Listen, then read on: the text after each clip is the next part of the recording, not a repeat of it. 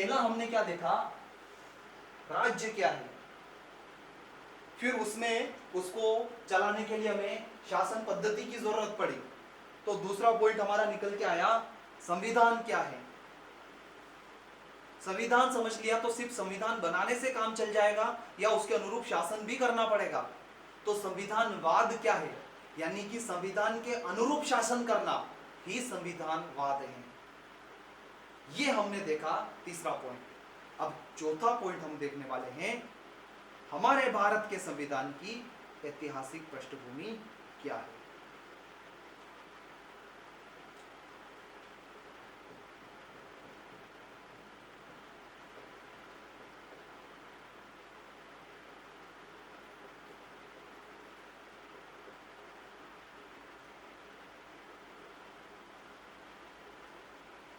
भारत के संविधान की ऐतिहासिक पृष्ठभूमि,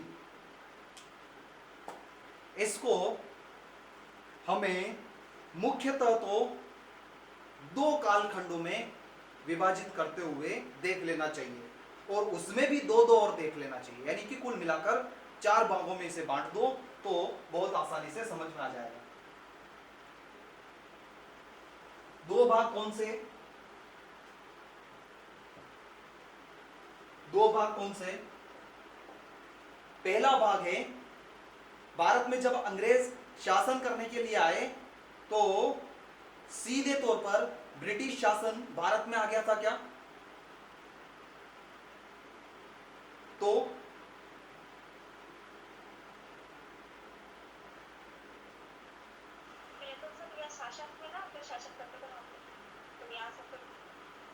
नहीं, देवकी क्या बता रही थी, सही बता रही थी।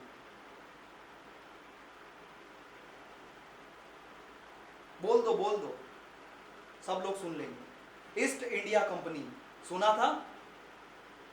एक कंपनी आई थी सबसे पहले भारत में, फिर धीरे धीरे सीधे ब्रिटिश शासन भारत में आ गया। तो इन दो चीजों को अलग अलग करके दो भागों में समझ लो। सबसे पहले क्या, कंपनी का शासन।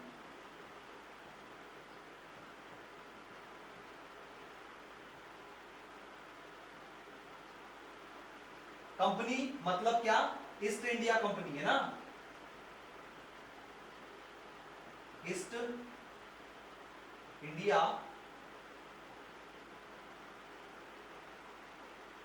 कंपनी।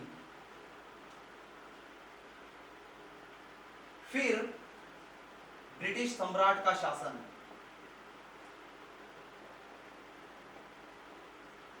इन दो भागों में बांट लेंगे तो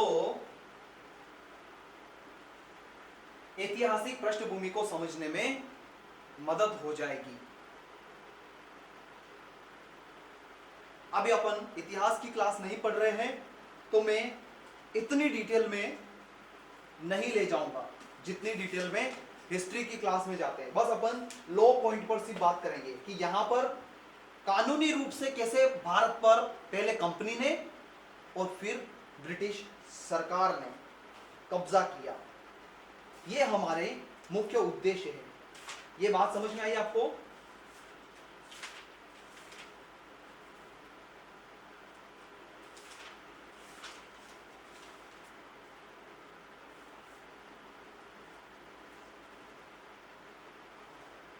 चलो, जब अपन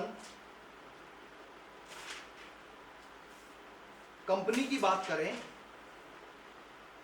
कंपनी के शासन की बात करें तो सबसे पहले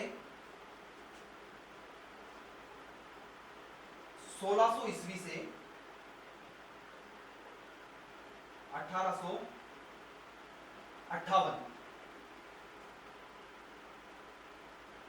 1765